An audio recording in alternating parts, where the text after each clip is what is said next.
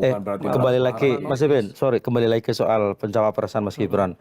Ini Apa urusannya sama di saya? luar, enggak. Ini cuma minta pendapat aja di luar Mas Ibin sebagai kader partai dan sebagai sebagai kepala daerah, tapi sebagai orang muda yang punya interest ke politik gitu loh.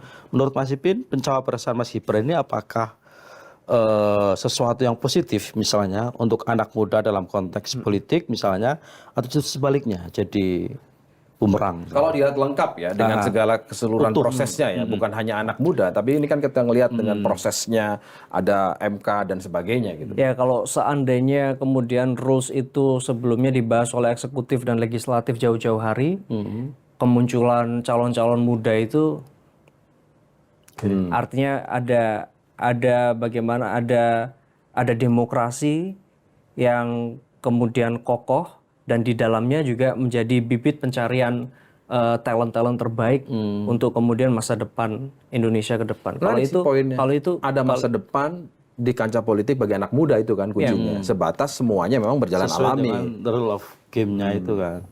Jadi kemudian saya nggak kepingin bahwa ternyata kan ini kan dari sekian banyak anak muda, terus kemudian mungkin yang sukses itu kan kayak piramid gitu, yang di top of success itu kan cuma satu. Tapi kemudian satunya itu tidak, dalam tanda kutip, tidak dikenang sebagai iya dia memang kompetens. Tapi kemudian satunya itu dipakai, ternyata ada fasilitas gitu. Nah itu kan kemudian mematikan semangat anak-anak muda yang lain. Presiden lah ya.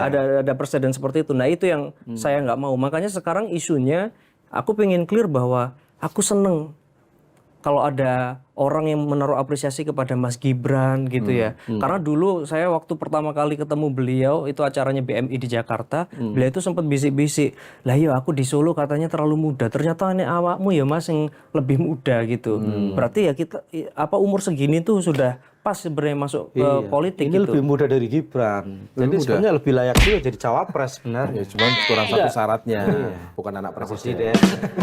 Maju tidaknya sebuah bangsa itu masuk diletakkan kepada sekedar 2 orang presiden, wakil presiden. Kan enggak. Tapi presiden, wakil presiden itu punya tugas untuk kemudian menggerakkan semua sumber daya bangsa. Nah, orang tergerak itu kan karena satu, persuasif. Artinya dia punya energi, punya passion untuk meyakinkan.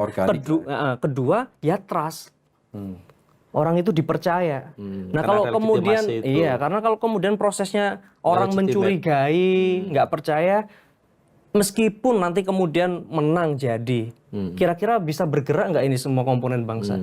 Jadi sebenarnya yang disebut dengan poros persatuan itu ya dipastikan semua proses pemilu ini berjalan dengan trusty, itu aja. Tidak ada ganjelan. Sehingga siapapun yang jadi kita yakin ini legitimate, ya udah ini pilihan terbaik dari semua anak bangsa. Sehingga ketika nanti pemimpin kita melakukan satu activation untuk kita melakukan sebuah movement dan segala macam, kita trust ke dia. Oh ya ini yang terpilih secara legitimate.